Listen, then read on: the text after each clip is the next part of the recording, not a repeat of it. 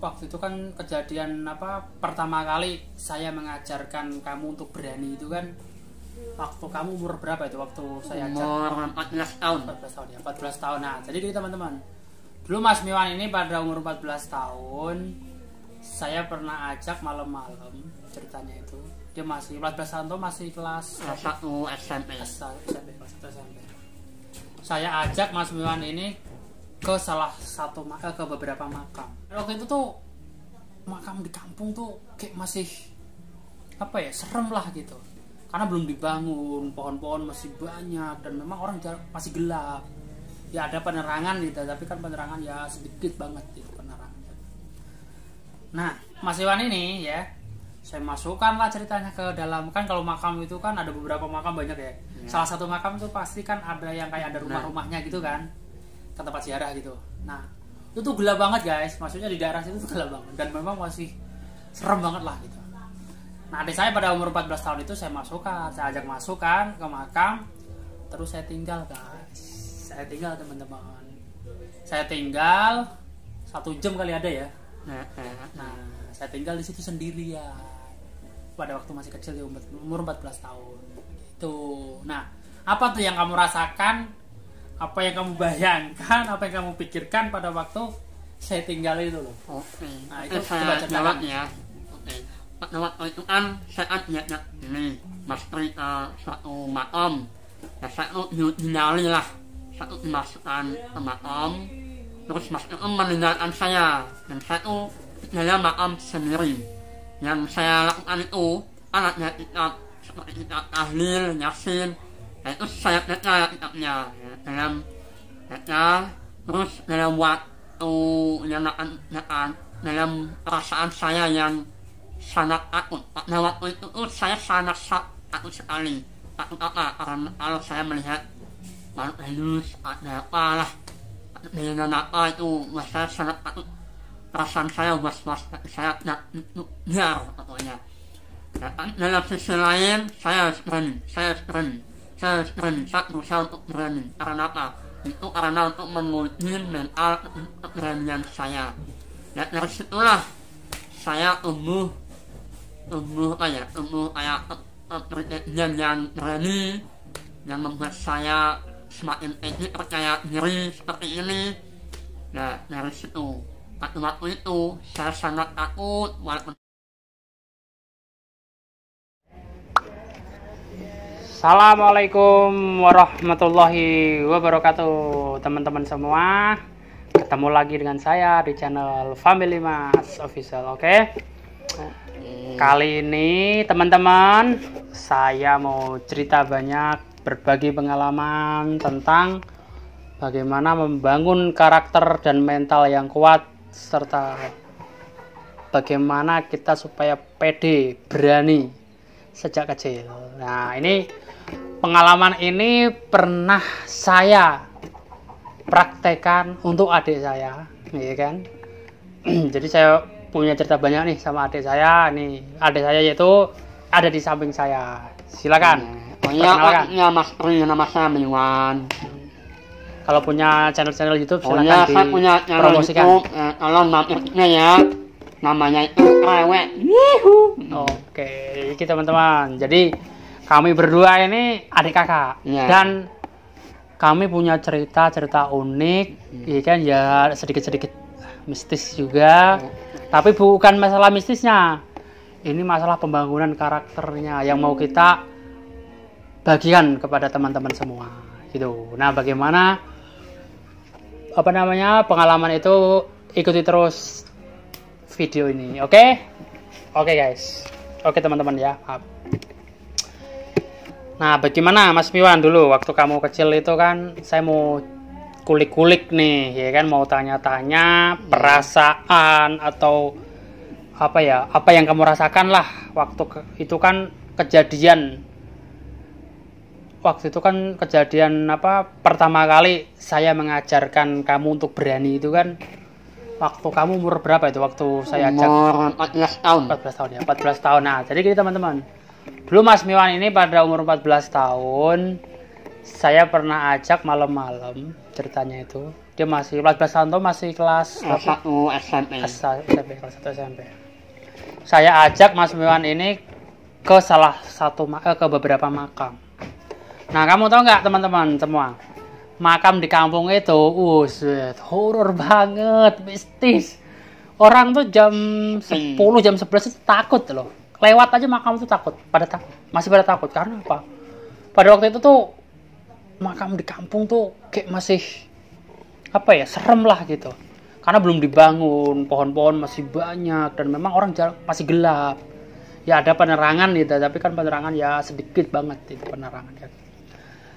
Nah,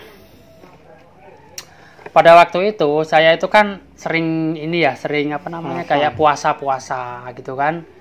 Nah, di puasa 7 hari gitu. Nah, puasa itu di malam ke 7-nya itu kan kayak telasan gitu. Telasan itu kita tidak tidur dari siang sampai malam sampai siang lagi gitu. Nah, pada hari ke-7 itu kan saya ajak nih adik saya, Mas Miwan, untuk menemani ceritanya teman-teman. Nah, saya ajaklah jalan-jalan kan, keliling kampung, terus masuk ziarah ke makam salah satu wali yang ada di kampung saya gitu, di kampung daerah Grobogan ya. Nah, si Mas Iwan ini ya, saya masukkan lah ceritanya ke dalam. Kan kalau makam itu kan ada beberapa makam banyak ya. Salah satu makam itu pasti kan ada yang kayak ada rumah-rumahnya gitu kan, ke tempat ziarah gitu. Nah, itu tuh gelap banget guys, maksudnya di daerah situ tuh gelap banget dan memang masih serem banget lah gitu. Nah, adik saya pada umur 14 tahun itu saya ajak masukkan ke makam, terus saya tinggal guys. Saya tinggal teman-teman. Saya tinggal 1 jam kali ada ya. Nah, saya tinggal di situ sendirian.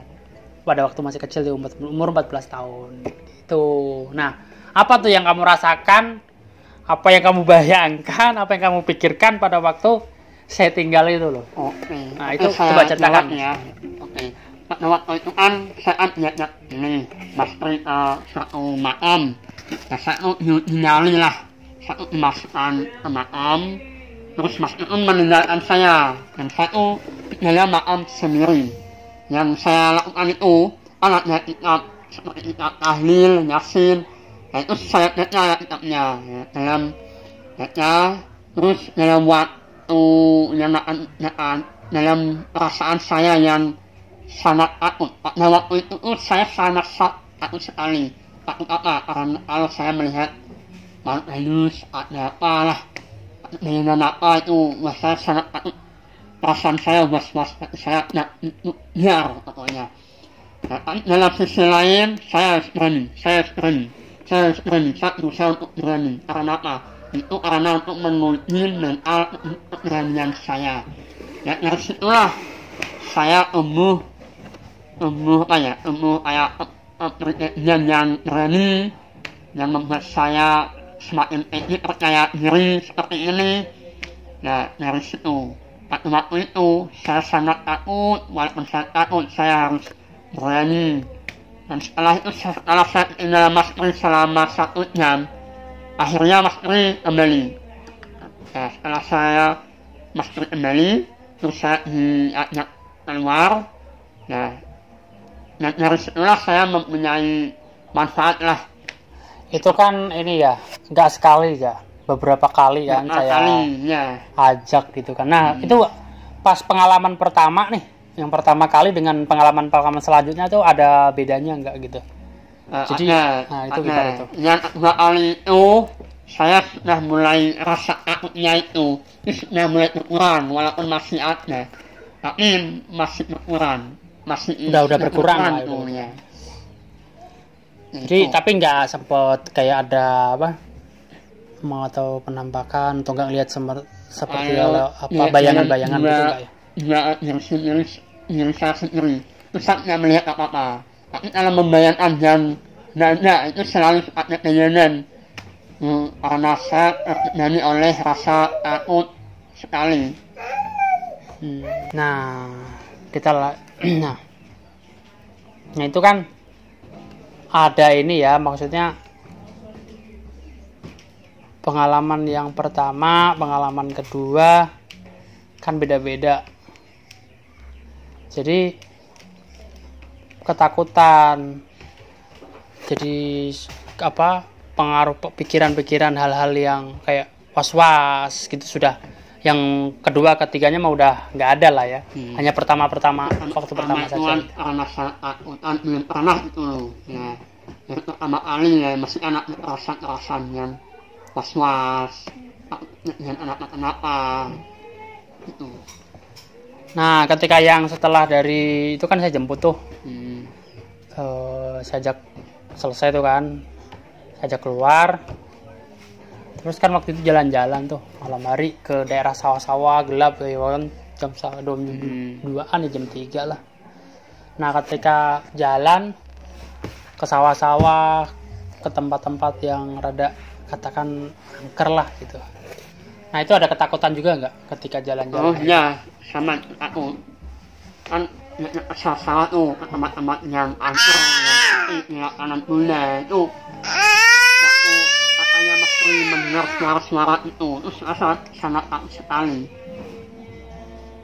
Kan setelah kanan, terus kan ke sawah, sawaan malam-malam kan antara gimana, hal-hal yang menakutkan.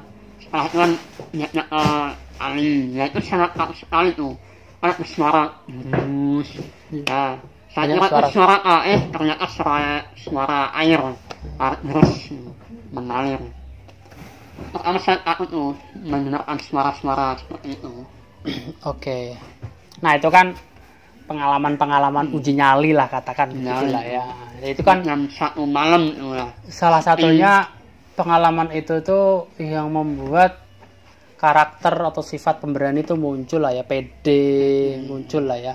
Terus aplikasi nih ketika di sekolah atau apa setelah punya sifat-sifat jadi kayak berani gitu, ada ini enggak apa gimana kata ya, praktek positifnya gitu, teraplikasi di mana gitu. Setelah yang itu saya menjadi orang yang berkarakter berani lah. Misalnya nih, walaupun saya suaranya jelas seperti ini kan, saya rewel niat juga rewel mungkin karena suara saya seperti ini ya. Terus saya tuh teknis sekali loh. Kalau misalnya paham ya teman-teman, ini anaknya Mas Miwan nih mau ikut syuting nih. Kan ini aduh, ini anaknya nih baru satu deh, cowok, namanya Iqbal. Waduh, kalau bapaknya lagi mau rekaman video nih suka ikut aja nih. Lanjutin Mas Miwan. Ini kan sekalian saya kan namanya orang sekalian suruh maju kayak presentasi ya kan, saya punya pengalaman ini. Saya kan presentasi 5 orang, satu grup bisa 5 orang ya. Nah itu teman-teman saya itu malah nggak berani, jalan lah pokoknya. Tanya saya merendahkan teman saya ya. Nah saya itu yang tuju untuk menerangkan presentasi itu, menjelaskan. Ya saya itu sama teman-temannya, kok saya padahal suaranya krewek kan ini kan suaranya nggak jelas ya. Kalau saya presentasi audien peserta itu kan paling nggak mudeng ya, paham suara saya. Teman saya bilang paham amatnya amin. Nah saya presentasi, assalamualaikum warahmatullahi wabarakatuh, menjelaskan temanya ini, menjelaskan saya membaca yang keras itu loh ya. Terus ini ya saya dengan perasaan itu, perasaan berani dan saya perasaan amat lah, paham nggak paham karmu lah, karmu amat ya, terserah kamu lah. Kan saya jelaskan presentasinya ini soal temanya itu, saya lupa lah tema apa, pelajaran sosiologi kayaknya. Oke. Nah itu kan waktu pengalaman aplikasi di sekolah ya, ada nggak setelah kerja gitu? Bisa terbangun mental yang berani atau pede? Waktu sama saya kerja di mana itu? Kerja di mana? Pertama tuh saya tuh kerja di pabrik order di motor lah, saya nggak sebutan PT-nya lah. Nah itu kan saya dengan operator ya, operator saya tuh membuat tutup aki, atom aki dan botol oli. Itu botol oli yang pakai sehari-hari dan pakai. Dulu saya yang membuat botolnya itu saya. Nah Kan saat jawabnya itu perusahaan besar.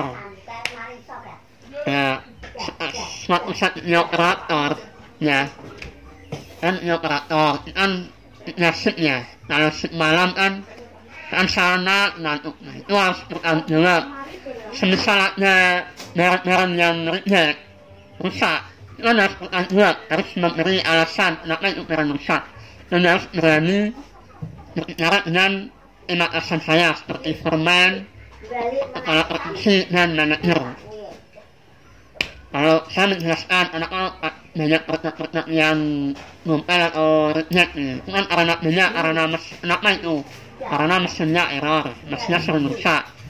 Saya ambil mekanik suruh benerin seperti itu lagi produknya. Nah itu setelah banyak benar itu, ya aku harus berani, bisa harus berani melapor ke atasan. Tapi maaf, apakah teman-teman yang sama seprofesi dengan kamu di tim produksi itu pada nggak berani melaporkan itu ke atasan atau gimana gitu-gitu? Yang berani dan yang nggak berani. Kalau yang nggak berani itu marahin nih, dia nggak berani menjelaskan, nggak bisa menjelaskan, pasti dia menangis. Kebanyakan maaf ya perempuan, dan bisa merendahkan perempuan, tapi seperti itu. Kalau yang cowok itu bisa menjelaskan, ya bisa menjelaskan apa adanya. Kalau saya jelaskan secara detail, saya jelaskan ini karena apa, sebabnya apa, saya jelaskan karena mesinnya error terus. Dan saya meminta pada manajer atau foreman atau semen bahwa mesin ini saya dihentikan saja untuk diperbaiki secara total oleh mekanik.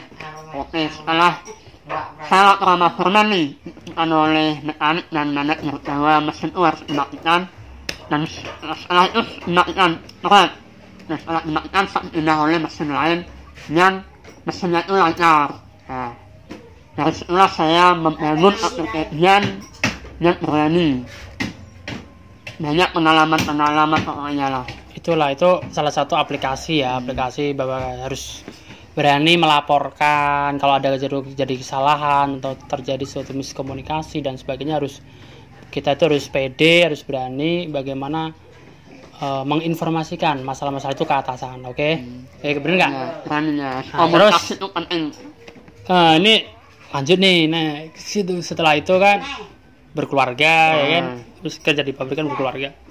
Terus punya profesi lain tuh kan, mengundurkan diri. Nah kemudian, sekarang aplikasi pembangunan karakter mental yang berani dan pede itu apa nih aplikasinya di dunia sekarang nih yang sampai kok kayak bikin YouTube atau apa gitu coba?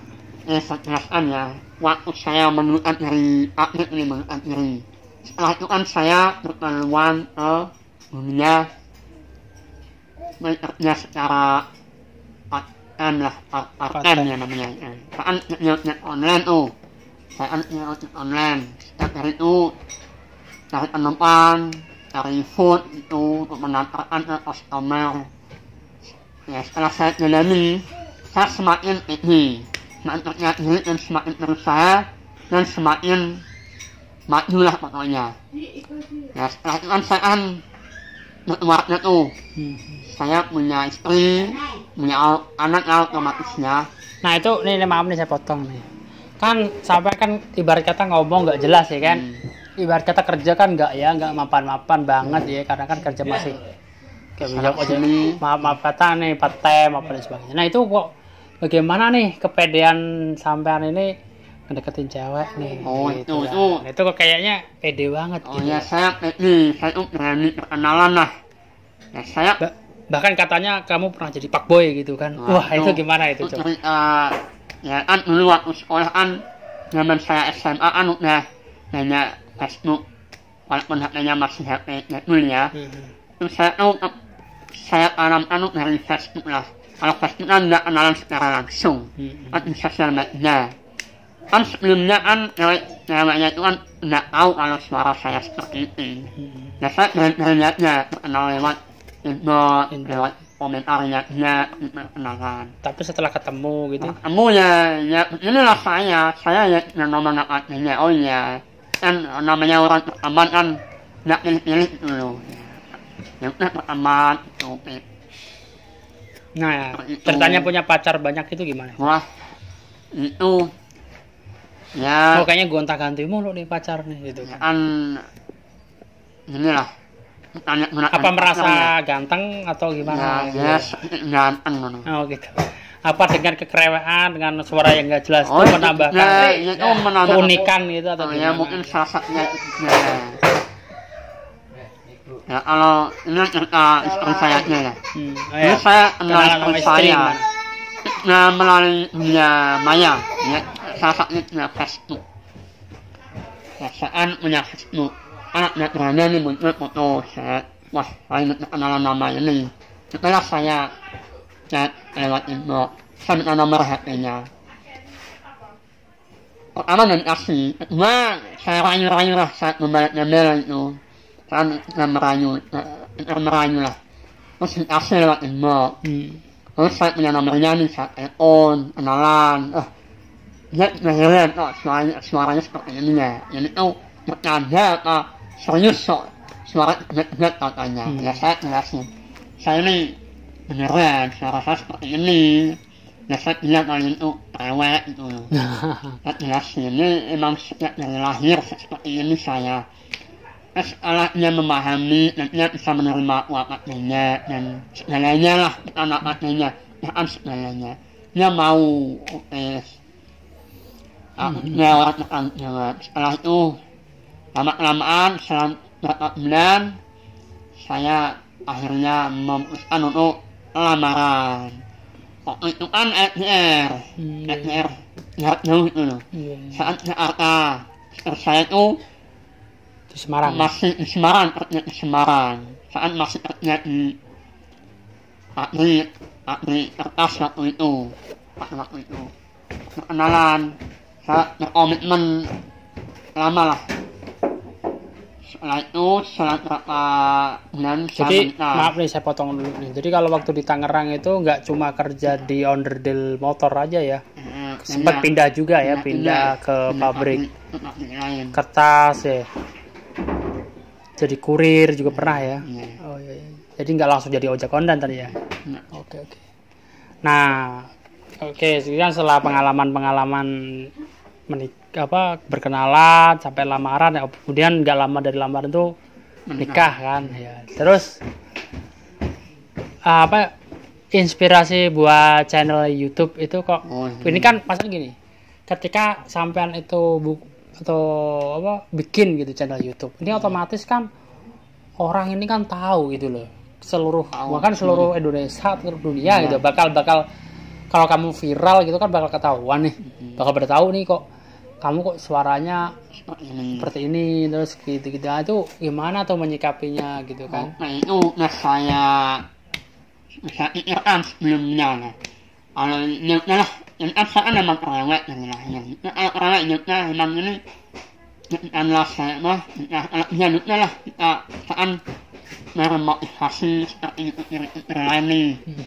Ya selain artis yang viral, yang enar ya. Membuat konten dan saya kan sering melihat gitu tuh. Ya saya memotivasi seperti itu. Oh ya, nah mungkin dengan jalannya saya seperti ini, saya kerewek, mungkin bisa membuat penonton itu tertawa atau unik gitu loh ya. Oke lah saya dengan positif, terus gitu lah saya buat channel YouTube aja loh. Nah oke.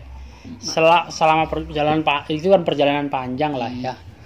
Kan banyak ya tadi kayak contohnya pengembangan atau penggemblengan karakter yang berani, pede dan sebagainya itu selain dari yang pernah saya ajak gitu ya kan kayak uji nyali itu pernah kayak ada juga nggak sih dari sumber-sumber lain, contohnya kayak baca buku atau pernah baca buku dulu waktu SMA atau apa ya, itu apa tuh pengalaman dari buku itu? Buku apa boleh mungkin bisa disebutkan atau dari apa nih yang didapat dari buku itu gitu. Nah, itu satunya itu aranan Iko Santosa itu dia itu membangun diri menjadi pekerjaan yang berani terus kayak yang itu tuh kesuksesan arti percaya diri, pemiliknya API. Itu kan Tujuh keajaiban rezeki itu ya, buku itu bukan? Rezeki ya, itu Salah satunya ya. Salah satunya itu isi-isinya itu sangat mendalami, sangat bermanfaat, dan dari situlah saya menjadi percayaan ini, percaya dirinya. Terus kayak buku ada lagi ya, buku lain kayak apa dulu kan kamu punya buku Latahzan tuh, itu Nah, itu sempat. latasan dengan bersihar Itu apa tuh? Dapat inspirasi apa tuh dari dari latasan itu kan mengajarkan bagaimana dalam perjalanan karir, perjalanan kemajuan, perjalanan percaya diri, dan tidak boleh dengar apapun yang diberikan pada Allah, sesuatu mukjizat atau luar biasa lah, syukuriatnya diterima, terus diberikanlah itu kelebihan. Nah, dari situlah buku latasan itu menjelaskan isi-isi yang sangat penting yang membuat orang itu menjadi sangat bermanfaat lah, dan tidak menengok ke belakang, dan tidak mendengar begini, saya kan rewel, banyak kekurangan. itu saya diajarkan untuk menjadi apapun itu yang kamu miliki, jadikanlah kelebihannya itu. Seperti itu, Mas. Oke. Jadi banyak sekali ya sumber-sumber atau apa ya, suatu kejadian, suatu hal yang dilakukan untuk membangun karakter ya kan. Nah, seperti itu teman-teman. Jadi ya mudah-mudahan bincang-bincang kita nih kesempatan kali ini bisa kita ambil hikmahnya, bisa kita ambil inspirasinya ya kan. Kalau ada kekurangan atau apa ya boleh kritik-kritik saran ya teman-teman semua. Saya boleh berpesan-pesan. Boleh ya, silakan. Pemirsa semua ya. Nanti kalau orang tuh jangan minder. Pokoknya harus percaya diri itu loh. Misalnya kalian mempunyai kekurangan, maaf ya, kekurangan yang nggak punya kaki, nggak punya itu, jangan minder. Kamu harus percaya diri bahwa saya itu harus bisa, kamu merasa bisa itulah. Karena memang kalau memang kan udah ada Allah dikasih itu. Nah, kalau seperti itu kamu harus kreatif lah, harus berkreasi ya. Dengan segala keterbatasan kita harus tetap berkreasi lah ya. Kamu bisa apa itu lakukan sebisa kamu, dan kamu kreatif ya. Pokoknya kamu selalu belajar dan belajar itu loh. Ya itulah pesan saya. Oke teman-teman, mungkin kita cukupkan pada kesempatan kali ini ya kan. Kita sambung-sambung nanti kalau ada narasumber atau siapapun yang bisa kita mintain nih pengalamannya, kita akan share bagian kepada teman-teman semua. Oke teman-teman, untuk akhir kata, assalamualaikum warahmatullahi wabarakatuh.